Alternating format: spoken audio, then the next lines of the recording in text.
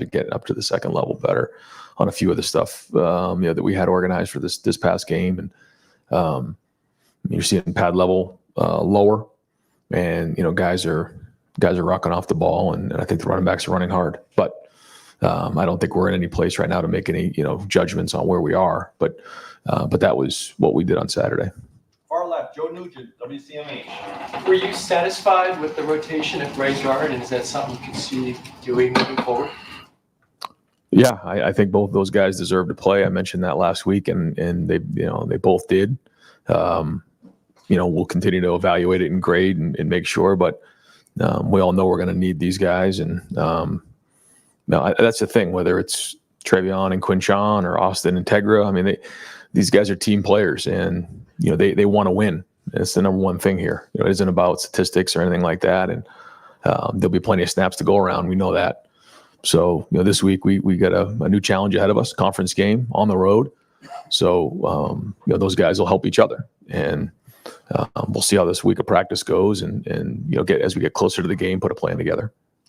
Far right, Cameron T. Robinson, The Athletic.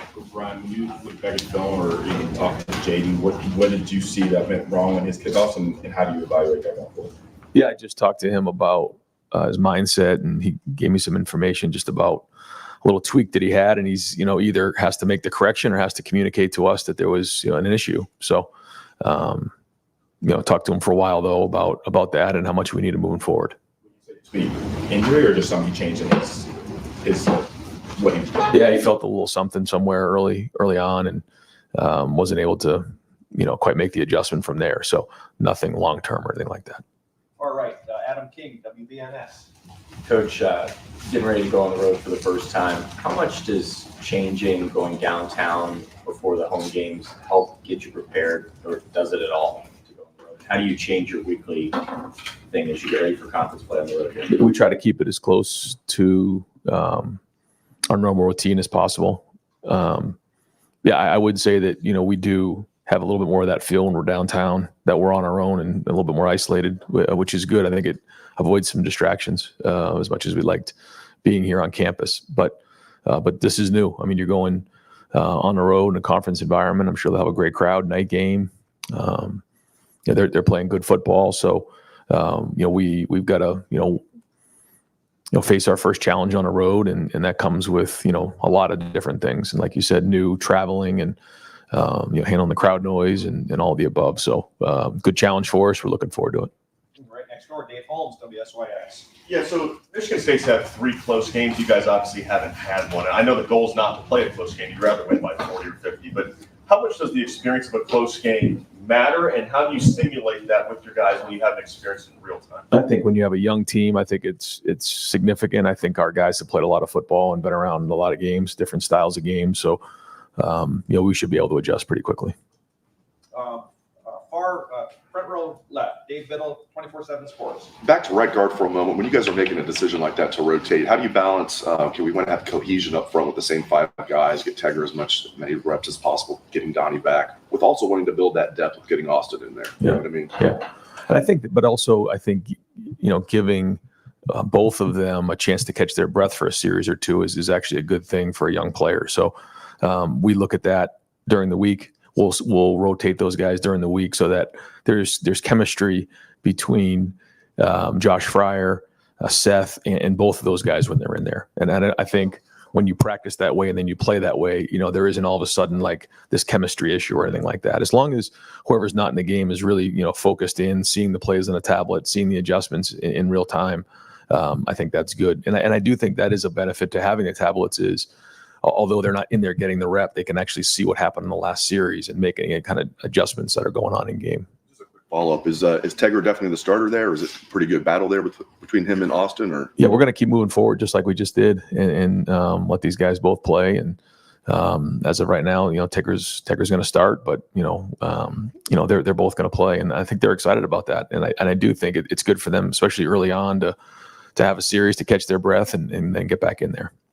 Dylan Davis, Delaware Gazette. Devin Brown got a chance to get in there and turn the ball around a little bit. What was your assessment of Devin and how he played? A couple, the third down conversion was good. He did miss a couple throws, so probably not not as much, in the game to really make a huge evaluation on, but every play is an evaluation. We're trying to, build that depth. And so, the development has to keep coming in practice. And we get in there in a game, we want to move the ball down the field and score touchdowns. Conference play, these chances to get these guys in the game might be a little bit more difficult to come by. Is Devin still your unquestioned number 2 quarterback right now? Is that a competition at all still? Guys are competing every day in practice.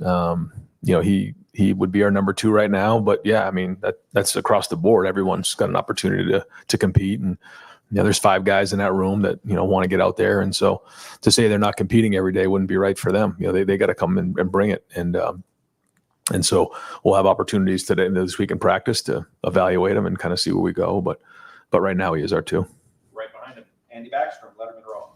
Yeah, Ryan, what makes Carnell so valuable when the ball isn't in his hands? Like whether it's perimeter blocking, pre-snap motion, it feels like you guys lean on him for a lot. Just what makes him so valuable in those situations? His accountability is tremendous. His blocking, his attention to detail, like you said, his route running, the precision of his routes, and he's had a great guy in Emeka to look up to. We saw Marvin work last year, but he's carving out his own legacy here. I mean, he's a guy that we look to who has become a major part of our offense and someone that does a lot of things for us. He's on punt return. He's running a lot of the stuff there. He's extremely talented, running routes and catching balls, and so you can see all that. But he's becoming a complete football player and also a leader.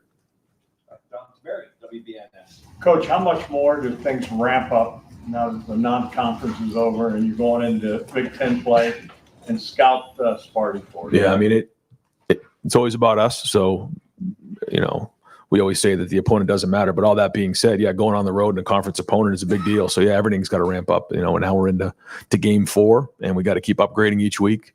So, we got to have a great week of practice, and, everything needs to ramp up. I think, first off, Jonathan's done a really good job already of establishing an identity there. I feel like, they have a really good quarterback, good young quarterback who can do a lot of different things. He can beat you with his feet. He's made some really nice throws, in some big games for them, and won a game on the road already at Maryland, and so for a young quarterback, that's we should give him a lot of confidence. On defense, they're playing really, really hard. You can tell they're well coached. So I think he's upgraded in a lot of areas, and he's doing a good job. So, we got to, this is a Big Ten road game for us, and we got to bring it. Bill Landis, Kings of the North.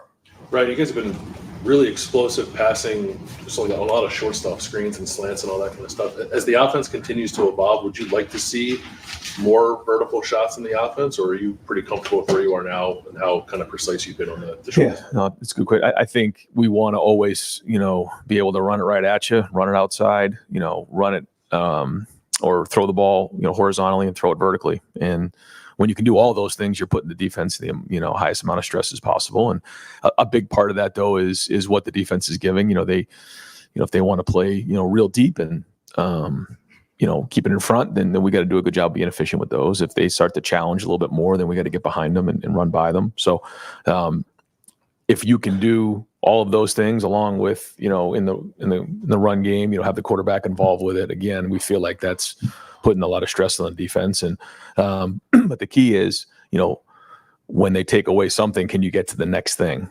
And that's what's important. But we've worked hard to try to make sure we have diversity within the offense.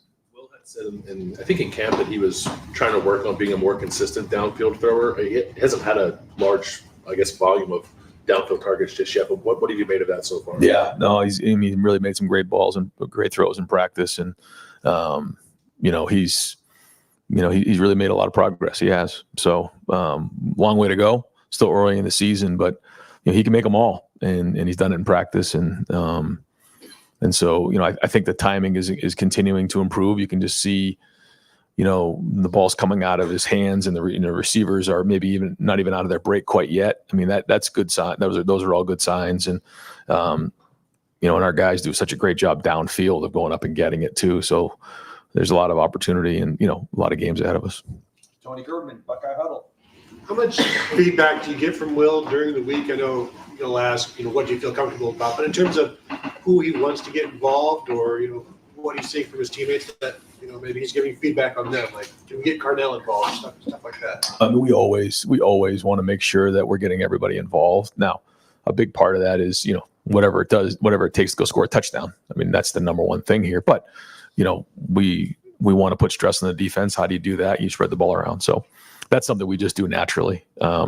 But there's a lot of conversation on a daily basis during the day, conversation on the field, conversation after the field, text messages at night, those types of things. But most of the conversation is between he and Chip and, in those meetings. But I'm right there as well. And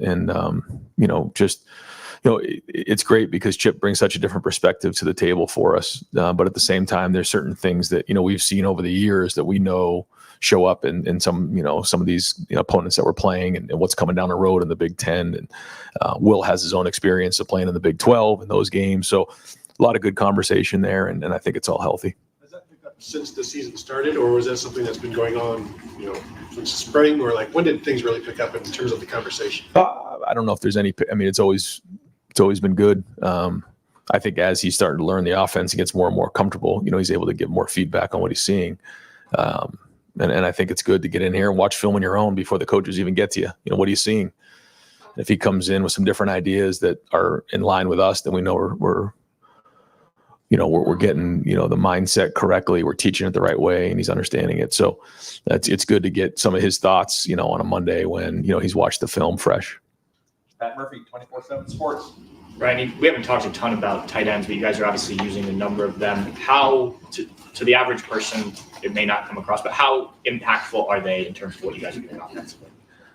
Well, I think the tight end position here is critically important because it can put a lot of stress on a defense in different ways. The running and the blocking and the pass catching and all those different things can really create a mismatch for us. And when we're able to get in and out of personnel groupings, we feel like that also gives us a little something. So we're always talking about, how do you put stress on the defense? And this is another way for us to, to try to do that by changing up these personnel groupings, and having tight ends that can do multiple things allows us to do that.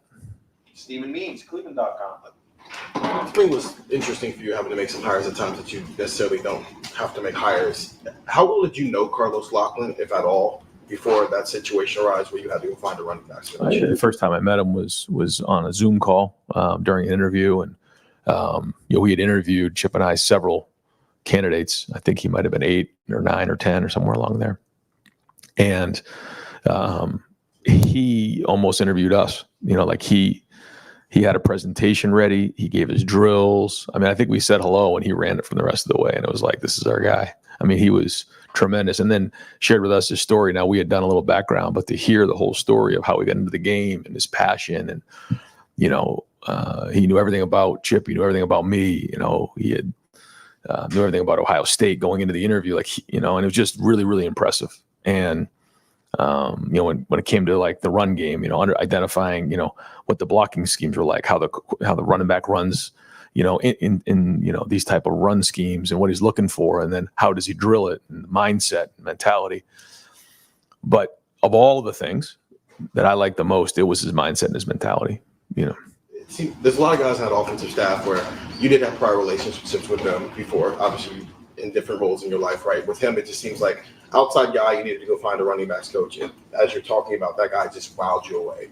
Having that guy who maybe doesn't necessarily think the way a lot of you guys do, how has he added to the room overall when you guys are sitting in those offensive meetings right now? I think some people ask, what are some of the things that you've learned? Every year you learn more as a head coach. And, I didn't know Jim Knowles when I hired him. I had never met him before. And the same thing with Carlos. And I think what you want to do is you want to go hire the best fit, but you got to hire the best person for the role in that time. And so you got to be thorough. And sometimes it takes more time to make sure you bring in the right person for that spot. And we felt like Carlos was that guy. But I think anytime you come in with a buy-in, but also a different perspective, it's healthy for the room. Ask questions, challenge. Have you ever thought about doing it this way? This is the way we've done it. Show you some clips of film, just to kind of splash the water, I think is great. And I think early on, you got to kind of learn the way that it's, our system works, which he's done a great job of. But even now, just gives little ideas here and there out of practice of things that, he's done it some of his prior stops, and that's all really, really healthy stuff. It just gives you perspective too. Spencer Holbrook, let him in row. Ryan, we talked so much about the interior of the offensive line, but what have you seen so far from Josh Simmons? I'm sure it's good when you don't hear much from the left tackle, but he's been penalty free for 3 weeks. Yeah, I think Josh has played much more physical. He's finishing to the ball more. He's finishing to strain more. He's put more time in studying. He's a year into the system. So, we're counting on him to, be, the left tackle that we need to go reach our goals. Still early, but you're seeing progress there. Stefan Kreisnik, Cleveland.com. You ready, Paul? Yeah. Okay. With Travion and kind of the combo that he's had with Quinn Sean, where have you seen him kind of grow, and how do you think he's kind of embraced the role of splitting the reps more? I think they've both been excellent.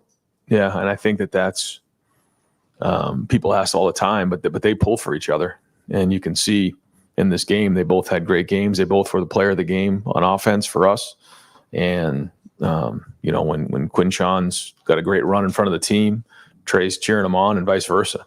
So they know what a long season it is, and I think they both make each other better. Dan Hope, 11 Warriors. Ryan, do you expect Tyleik Williams to be able to practice and play this week? And what was your assessment just overall of how the other defensive tackles played against Marshall? Yeah, I think that Tyleik's day to day. He'll be out there today. We'll see how it goes.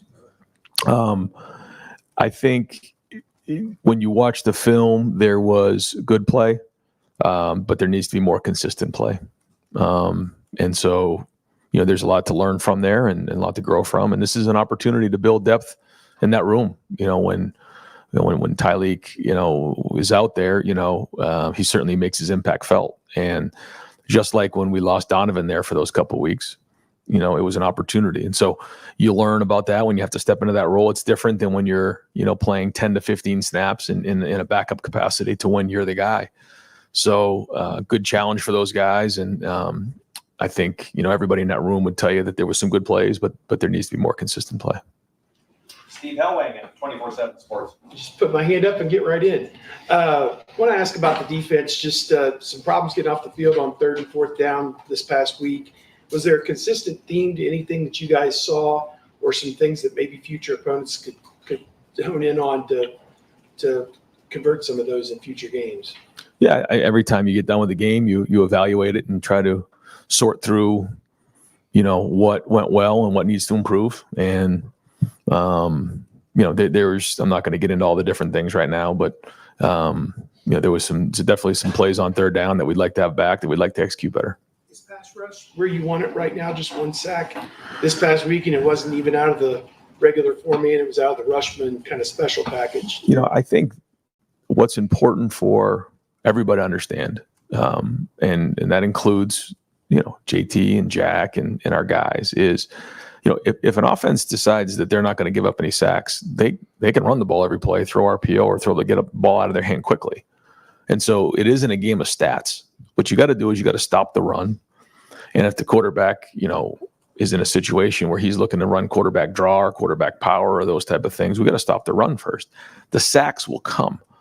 So, just to go out there and think you're just going to go sack the quarterback, if one of the things that the other, side of the ball decides is we're not just going to take a 5-step drop and hang on to the ball, then those opportunities aren't going to be there. You have to defend what the other team is trying to do. And so, that's just the bottom line. And, when you have talented pass rushers like that, you're going to get some different styles of play. And so we all just have to make sure that, we understand the goal is first is to stop the run. And then secondly, it's obviously, about disrupting the passing game. But there's different ways to disrupt the passing game. And to think that, we're just going to, guys are just going to drop back pass in a game like that, is going to happen. The ball came out quick.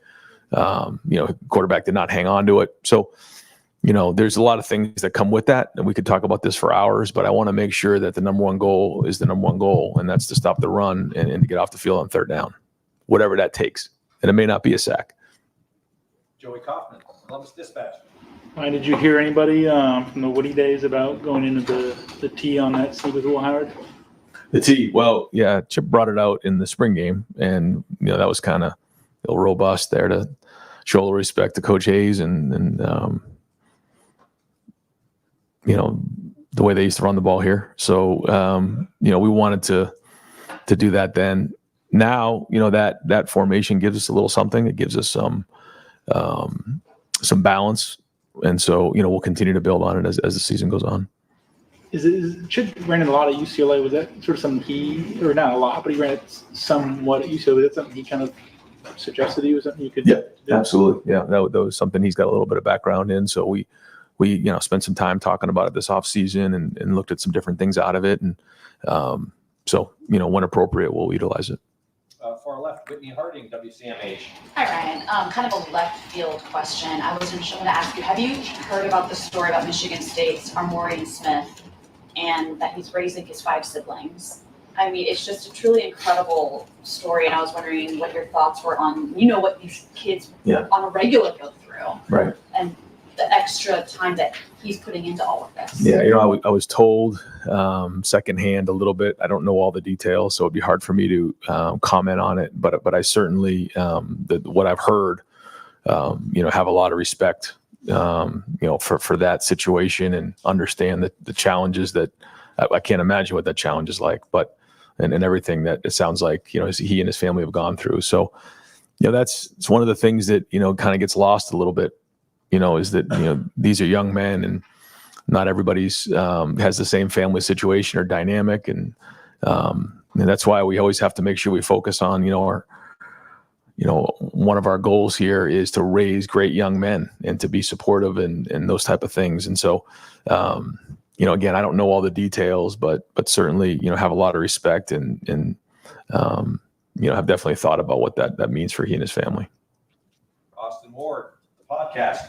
Ryan, just last week you were in here talking about with the tackles that Caden and Will, Jason might have some opportunities, and I don't know if it was a challenge to them for Saturday or if you thought those guys were ready to take on more reps. Did what happened Saturday, I don't know, trouble you at all with the depth? Is that just a product of being out there for the first time? Was the depth? Is it not where you guys really want to tackle? I'm throwing a lot out there. No, I know. You're trying to figure out what was the evaluation coming out of it. Yeah, I get it. I think, again, it was a mixed bag. Do we want to see more consistent play? Yeah, we do. Whether like the 4th down stop by Tywan Malone was a really good play. He took an adjustment that happened in game and, that happened on the sideline and he made it on the field and made that play. I thought he had a really good play in a screen. He put his foot in the ground, redirected and made a play. But then there's also some clips of film that, we got to be better. So, but I think that's I think about when Austin got put into that role in the first couple of weeks here in preseason camp, it wasn't very good because you have to almost recalibrate yourself to this is what I got to bring every single play. It's not just 10 or 15 plays and I got to bring it every single play. So, we'll see where that goes this week. We'll see where Tyleek's at, but when those guys do get in there, we're counting on, an adjustment to be made and some progress to be made there. Was the nature of that game with some of what they were running with the quarterback, the heat, the temperature on the field, the rubber melting or whatever, did it make it difficult at all? I know that you guys aren't going to ever lower the standard or expectation once you're out there and wearing that uniform, but did it make it more complicated to evaluate when all those factors are in there? No, because they're the same for both sides, and, we're not going to make any excuses about that. I mean, either do your job or you don't. And there's a lot of things that can come into play. Like you said, there was some unique schemes in there, but still, ultimately you did your job or you didn't. You either graded out a champion or you didn't, and I think ultimately we have to make sure that we keep it just, black and white, and that's what it is. And either you did your job or you didn't. You played good enough to win or you didn't. And so there's a lot that comes with that. And it's like instant feedback on how your preparation went. How did you practice? How was your meetings? How were your walkthroughs? Did you spend enough time watching film? All those things. How about, did you get enough rest? Did you hydrate well enough, the night before? So, you got to evaluate all those things, figure out what you did well, enhance them. The things you didn't do, you got to get them fixed. And that's a part of the progress. But you're getting good feedback when you're getting way more reps against, the ones than you would typically, if you're playing as a backup. So, we'll see where this thing goes, but they've certainly been challenged, and I know everybody in that room is going to work hard to get it to where we need it to be. Bill Rabinowitz, Columbus Dispatch. When you got the 4 big transfers, Will, Steph, Caleb, and Quinshawn, you knew they were talented, but it's one thing to integrate them. And have they done and been everything that you hoped they would be? And how much of an addition has that been? Obviously, it's a big one, but can you quantify it? I think, first off, it's the culture fit, and I think all of those guys have been excellent culture fits. I think when you watch all of them play, they play with emotion. They like to be around this team. There's a play where Seth's running downfield on him. I don't know if it was a screen or one of the toss cracks, and he's downfield and he's barking at the sideline and he's just having fun. And Quinshawn, same thing, is that long run, and you just see him jump up. And Caleb's out there. He's got great energy. Will, I mean, these guys, they just like being around this team. And to me, that's like the number one thing, because, when you bring guys in, especially here who have put the multiple years in the program, it's a little bit of a different deal for your culture. And you got to make sure that you're sustaining a culture during these kind of unprecedented times. I think that's very important. On the field, again, you're seeing what you see. We see what we see in practice, but the challenges are bigger, and we'll kind of evaluate that, as we start getting more of these bigger games under our belt. And Chip coached against Jonathan Smith. You probably don't have any familiarity coaching against him, right? Just that first game, I think, when he was at Oregon State, that was the first one, but he had just started there. So, okay. Yeah. How much does it help to have Chip and to be able to bounce things off him, because he obviously knows him better? Yeah. Again, I think he's an excellent coach, and yeah, Chip knows, him as a coach. Doesn't necessarily mean everything they did at Oregon State is what they're doing now. I think they've kind of made some adjustments based on their personnel. But, yeah, I mean, they have some familiarity there. And final questions, Tim May, Letterman in a row. Thanks, Jerry. Just 2 quickies. Number one, do you feel good where this running game is that you have going into the Big Ten meeting? Have you seen the consistency, et cetera? And I know everything's relative based on who you're playing, who you're blocking and stuff, but what's the indication that this running game is coming along like you envisioned? Yeah, I don't feel good about anything. That's just my mindset. Yeah. I mean, I don't, and that has to be everybody's mindset. You start to feel good about something, and complacency can sneak up on you fast. So nobody feels good about anything. I think we're building confidence in it, though. I think guys are starting to, okay, we can get after some people now, and they're starting to have a little bit of fun and say, like, I'm going to line up against you and get after you. And I think, to me, in the way the running backs are running, and that you can feel that's palatable when you're out there. And so we got to keep building on that. Again, bigger challenges are ahead and all that, but that part has been encouraging, I would say. Yeah, and finishing downfield. So I'm saying, like, to me, like that's more than anything. We want the execution. You got to do your job. You got to grade out a champion, but it's how hard are you playing down the field and finishing blocks and finishing your runs. And, we saw that here, but again, it's just a start. And is it amazing to you how, because y'all have done this, you look at Michigan State, they didn't just bring in a new coach, they brought in other players. You know what I mean? They've reshaped their roster and stuff. People are used to like a sequential thing, I think, from college football, but that's not the way it is anymore and stuff. But has Michigan State done a good job in that regard? How would you describe it? Yeah, I think so. Like you said, it's year to year more than ever. And they've done a nice job. I mean, they're playing hard, and they put some good pieces into it. And they're a good team. To win that game on the road against Maryland really, is they caught everybody's attention. Thanks, man. Yep. Coach, thank you. All right, guys.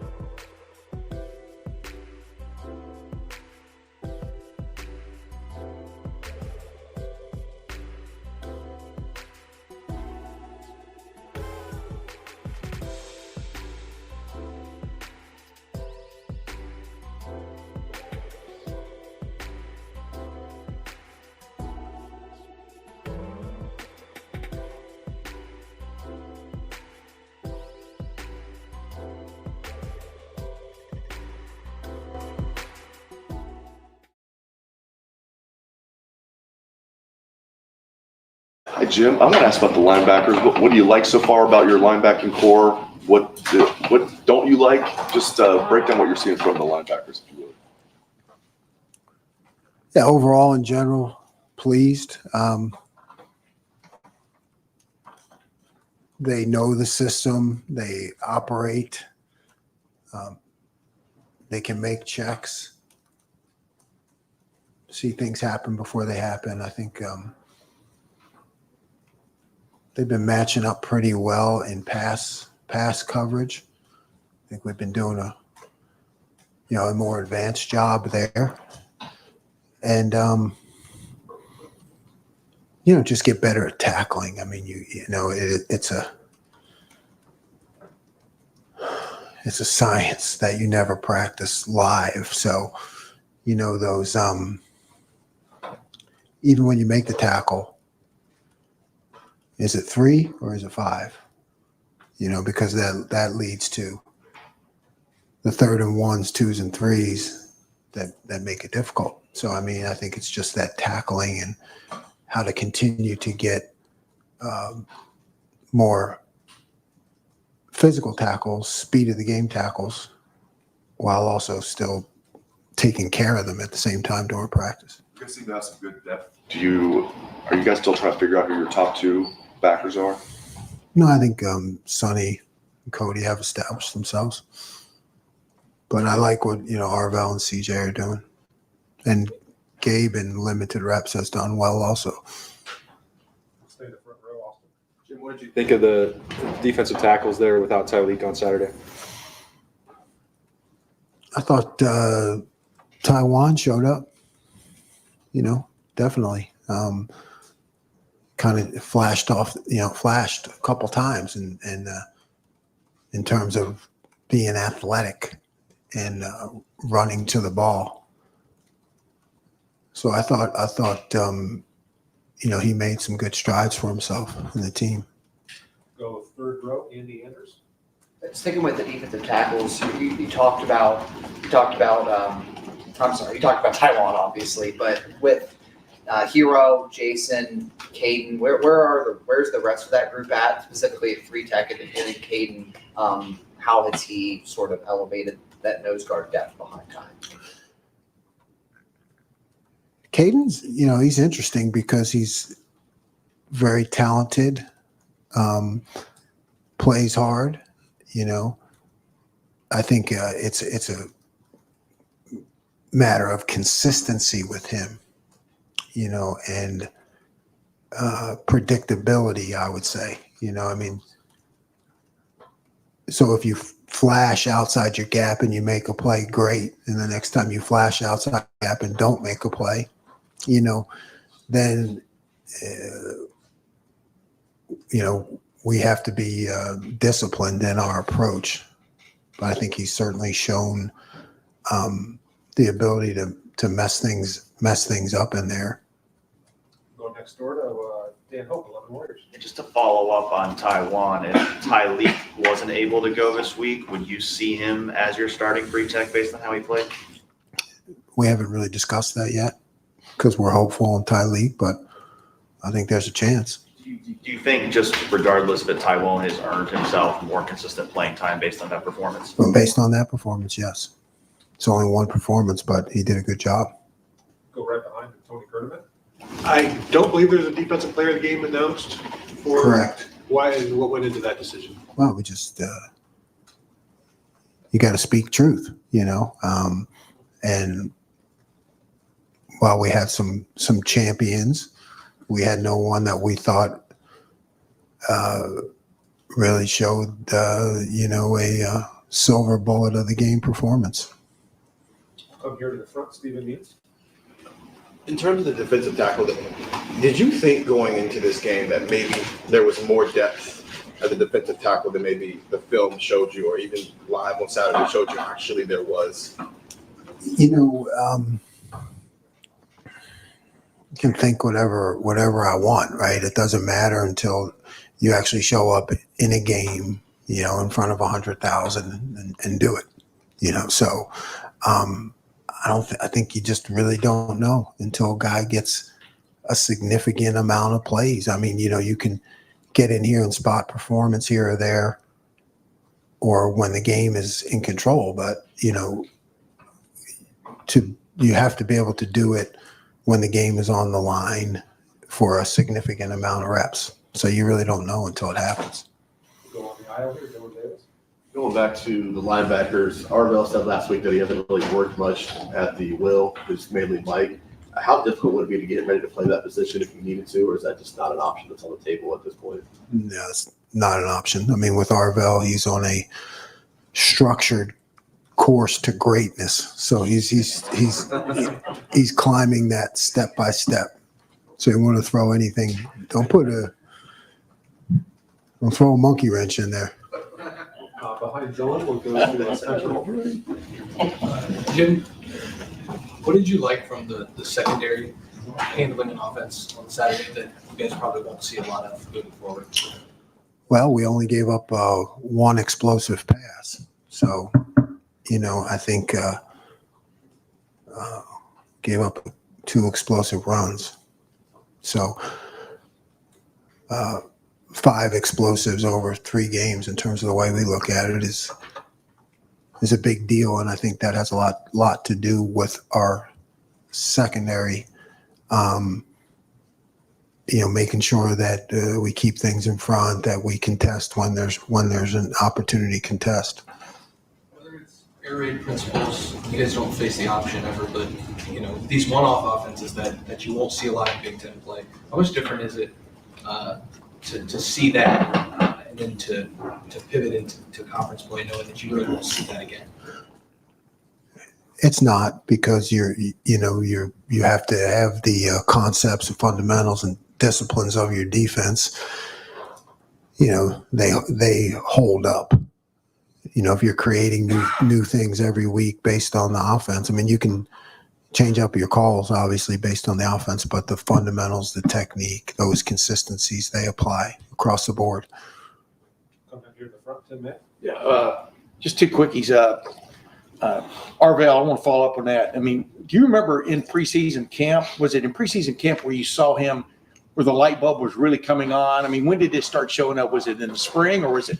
And sometimes the light bulb, it flashes and sometimes it comes on. You understand what I'm saying? I mean, if you've been preseason. Yeah. And I would say that's correct. It's a a flashing light, flashing light, blinking light, So we're just trying to get that thing to stay on consistently. Yeah. And that sounds like a Motel 6 then. You called an all-out blitz, basically. For want of another term, on one of their touchdown drives. Didn't quite get there. They converted, or it looked like an all-out. I mean, CJ Hicks up the middle, things like that. I mean, I wanted to get in your head a second. When that doesn't quite work, do you put it away for later? Do you go, well, somebody's already seen that now, we can't do that, the way they picked it up? How do you operate in that regard? Yeah, you definitely want to stay multiple in those aspects. So, you have, again, it's not impossible, but I think when you're creating new things every week, that's not as good as kind of already having a toolbox. So you're right. Yeah, you have a bunch in the toolbox, and maybe you pick one, and then you say, okay, I'll run a different version of that next time. Yeah. Go right next door, Joey Kaufman. Jim, it looked like Sonny was wearing the green dot on Saturday. Did he also do that against Western? And is he going to keep wearing that with even Cody back, or how does that go? I can't remember if he did that against Western. I really don't know. I think Cody had it. That's what I thought. So it went Sonny, Cody, Sonny. Yeah. I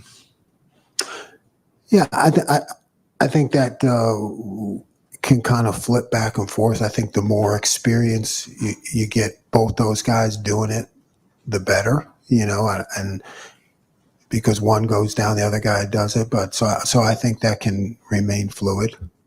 Is it Is that kind of the goal? Yeah, the goal is to have, we've kind of rotated around, and so they both can do it. We all know how talented Caleb is. He hasn't had a chance to kind of make that signature play. It just hasn't come to him yet. But how impressive has he been, even if he hasn't kind of had that signature play? What has he added to this defense? Yeah, he's just, like I've always said about him, professionalism and seriousness to his work, and coachability, just to makes mistakes. He's human, but he fixes things. So the slight nuances that we do week to week, he picks them up like that, and he's real serious about it. I think I asked you last week, basically your defense has played close to perfect. You were like, I don't want to hear it. The fact that you had some issues on Saturday is actually, from your perspective, a healthy thing where you can say, look, there's a reason that I can't let you get complacent because we did screw this up, we did screw that up. Is that a good thing heading into especially Big Ten? No, it's never a good thing. It's not a good thing, but you have to make the best of it, so it's learning experience, everything happens for a reason. Okay. This happened. Here's how we didn't play it right. Here's how we have to play it right. So we learn from it. You learn. I think Bear Bryant said you learn a lot from a loss. We're not allowed to lose around here. So, but you learn even more from a win where you don't play your absolute best. So it's probably where you're heading. But I don't ever think it's a good thing. You just just take what you have and make the best of it. Frustrated Saturday? Was I what? Frustrated Saturday? Yeah, a little bit. Yeah. I mean, our expectation has to be perfection and domination all the time. I thought we had a slow start. I thought I could have done a better job. And then you get in the start, but you get into those situations where it's like 3rd and 3, 3rd and 4, and you kind of scramble around and and you don't get off the field, on the 3rd play or the 6th play. And then I think that's when you get into trouble. You get off the field that first 3rd and 3 or even the 2nd third. I mean, maybe you may not see those 2 touchdowns. I mean, it's just kind of the way the game rolls, which brings up the importance of getting off the field 3rd down. The second half. You know what I mean? It was a totally different. Yeah, we did what we're supposed to do. All right, we got last question, Cameron T. Robinson. Jim, kind of going back to something you said about Caden, you mentioned sometimes he'll flash out of his gap and make a big play, and then next time make flash out of the gap and something happens. And this is particularly about Caden. When you see guys make a play outside of maybe the gap or the role they're supposed to be in, how do you balance that with them in the sense of, we like the play you made, but that's not what exactly you're supposed to be doing in this scheme of what we're doing? Well, if you do what you're supposed to do, and then when you flash to do something else, you make the play 100% of the time, I'm cool with that.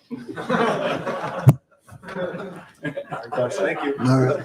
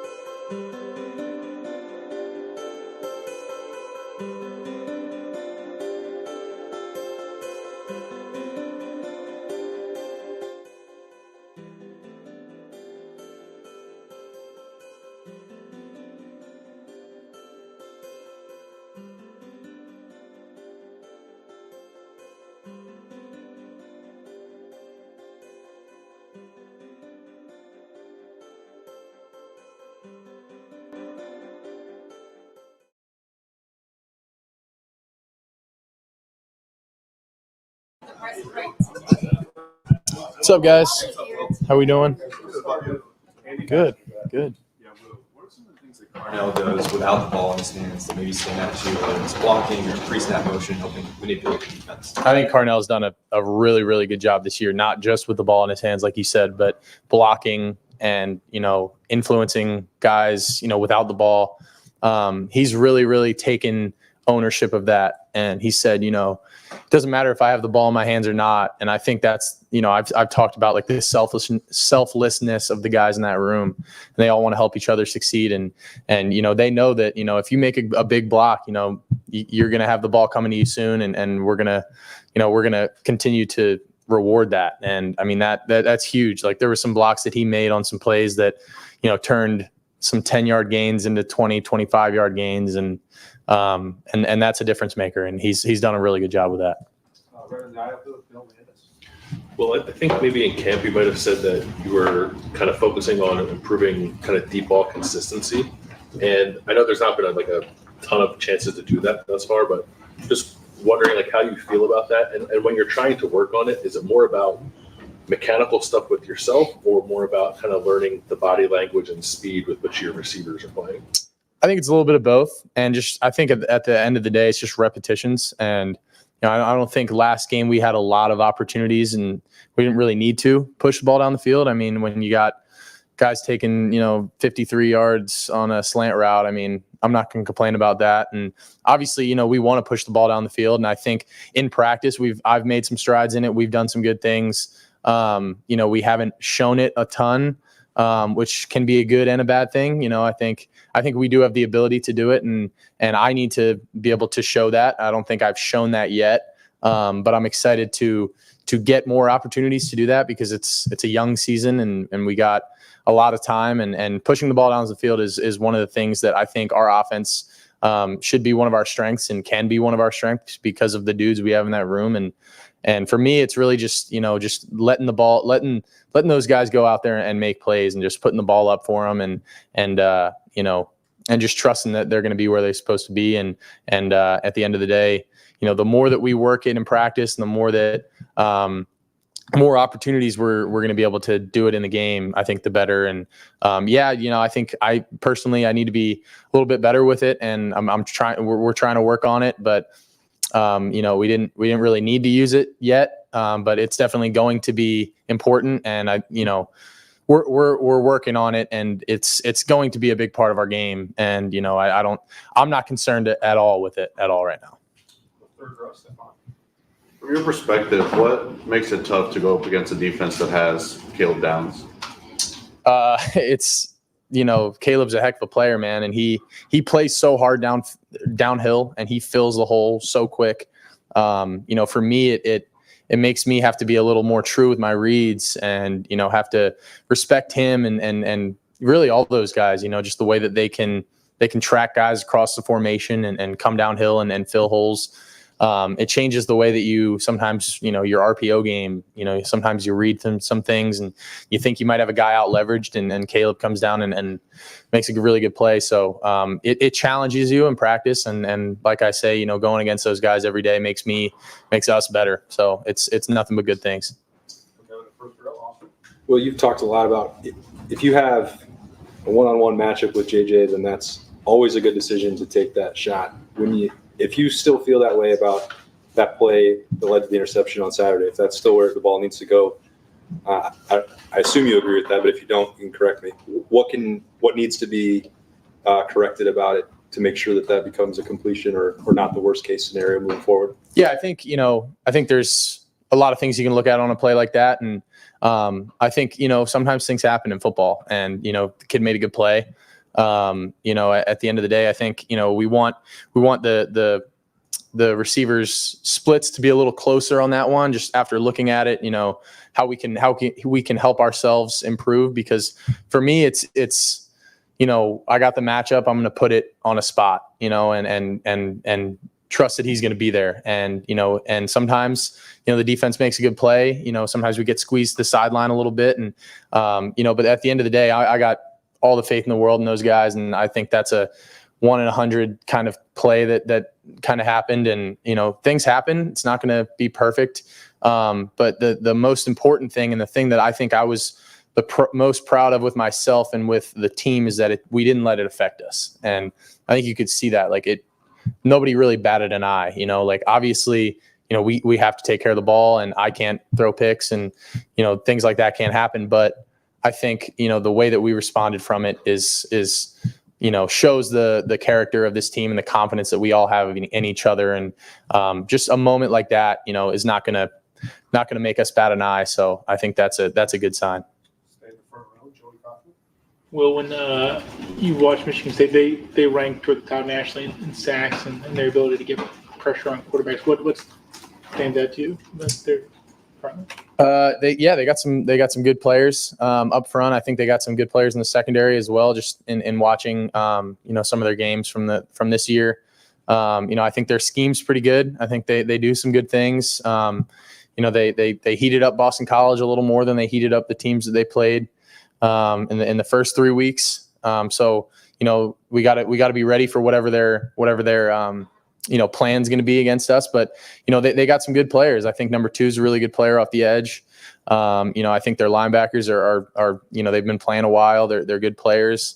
They're instinctive. They play downhill really well. But I think we got some things to try and get them confused, get them out of gaps. And I got all my faith in the O-line, and I think they're up for the challenge. I know it'll be probably the best front that we've seen so far. But I think we go against the best front in the country every single day. And I think that, helps our offensive line. And I think it helps all of us to, just be ready for anything.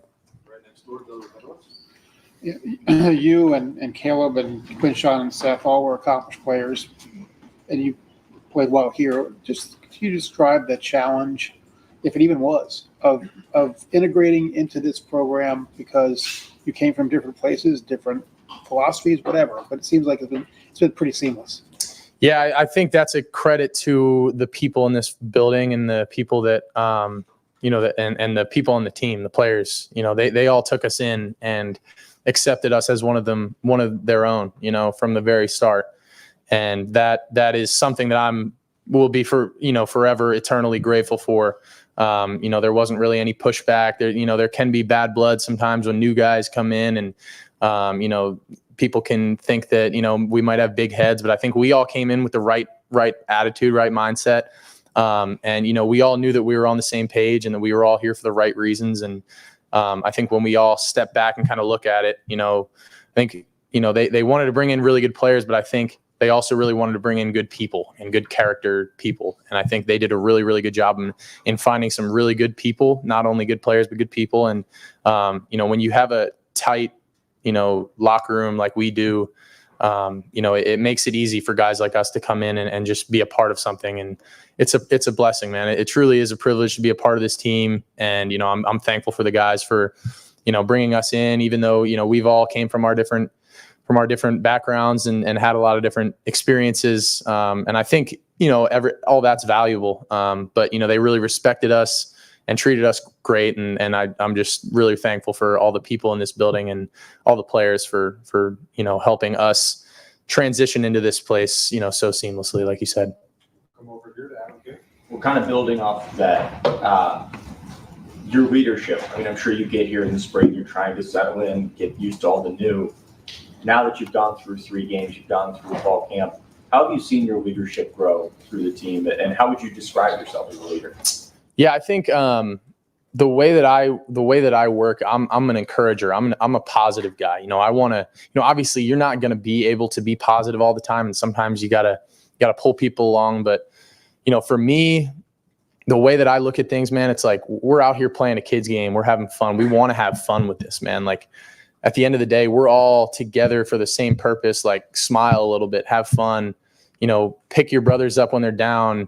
Encourage them when they make a great play. I think that's the way that I kind of go about things. And I think, after the first 3 weeks, I think my leadership definitely I've just gotten more comfortable in the role. I think we've just became, I think the more that you play and the more that you go to war with your brothers, man, the closer you get. And I think this team's just continuing to get closer, and we're all we all trust and respect each other. And I think, once you're able to actually get out there on the field and show them what you're able to do on the field, like, that trust and that respect is there a little more. And I think through 3 games, I think we've done some good things offensively, defensively, special teams. There's obviously way more to clean up. And, I think that's the exciting thing is we have so much more to get better at. But for me personally, being a leader, I just want to continue to be a positive force for this team and encourage my teammates however I can. Go to the second row here, Stephen Dean. Kind of a two-part here for start. Have you noticed teams adjusting to the fact that you are a threat in the run game when you guys are on some of those RPO stuff? And also, I'm sure you've been running RPOs for a long time now. How soon in your career did you get comfortable running RPOs and operating in that? Yeah, I think I don't think I've really shown much in terms of my running yet. I don't feel like I at least have put on tape that I can run much, and I think I'm excited to do that. So I don't know. I think sometimes you look at some teams and the way that they play their DNs or the way that they scheme up some of their blitzes can be pretty evident. Like, hey, we don't want to. Watching Marshall play Virginia Tech, like that quarterback is a running quarterback. Kyron, he's going to tote the rock, and they were clearly trying to take that away. I don't think they did that necessarily against us. There were a couple times maybe I burst it off a fake and bring guys with me, but that's just what I want to do as a part of my job. But I think there's a lot more opportunities for me to show that and for defenses to respect that. And I think, in just the RPO game overall, I think the overall message of, just getting comfortable with RPOs, like I think it just takes time. And, the older I've gotten, the more I've seen these pictures and I've seen, hey, if they're going 3 buzz weak and they're rotating a safety down into the box, and that's when I need to put the ball to Carnell behind them. Like I've just seen that look, a million times. So the more you do it, the more comfortable you'll be with it. I think I really settled into that probably my 3rd year at K-State. I finally started feeling comfortable with RPO progressions and controlling guys with my feet, with the ball. And I think, the way that we're running our offense here, Coach Kelly's given me a lot of leeway to do that, with the ball, with my feet. And, I'm the run game coordinator at the end of the day. So I think it's been good. And I think we got more that we can show too. Go to left field, Joe. As somebody who grew up in this area, are you looking forward to playing a Big Ten game this week? Absolutely. I'm really excited. I like I said, I grew up watching the Big Ten.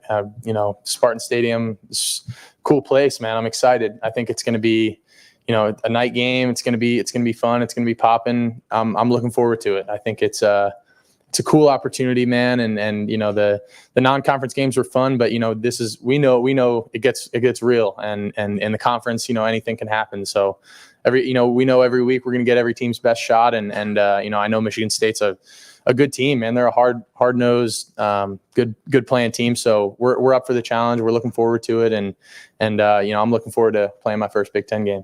We'll wrap it up with 10 minutes. Yeah, just one quick follow, Will, about the run game. How important was it in these first 3 games to really establish Quinshon and Travion as the big play makers that they are? You understand what I'm saying? And yeah. And like you said, you've just dabbled in the run so far. Yeah. What has it meant from a confidence standpoint to this offense? Can you tell a difference? Yeah, absolutely. I think, we've came out and showed how explosive we can be in the run game and the pass game, and I think that's a great thing. I don't think there's anything that we did to say, hey, we're going to put these guys in positions to look really good. I think they've just made those plays themselves. I think we're running our offense, and those guys are making some plays that they make because they're special players. And our O-line has really stepped up to the challenge. I think the last 2 weeks they played really well in the run game, especially.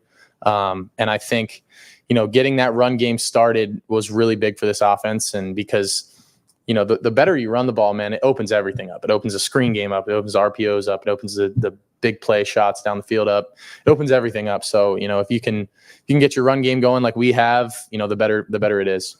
And is there, from watching it, you've never played in the Big Ten, is there something different about football in the Big Ten? I mean, it used to be 3 yards of cloud of dust kind of feel for a lot of people when they would just lazily describe it. But what do you expect from a physical standpoint to be different? Yeah, I think every conference, has its stereotypes, if you will. If you're to talk to someone about the Big 12, you probably think, high powered offenses, and, you think SEC, it's big dudes, you think Big Ten, it's, running the ball down the field. Like, yeah, there's some of that. I think definitely, in the Big Ten, like the dudes are big inside, guys are big up front, bigger than what I've played with. I mean, I've faced some pretty big dudes, in Texas and Oklahoma and whoever we've played over the years. But I think consistently the Big Ten, you got some size, especially at the linebacker positions. Those guys are going to hit hard. They're going to come downhill.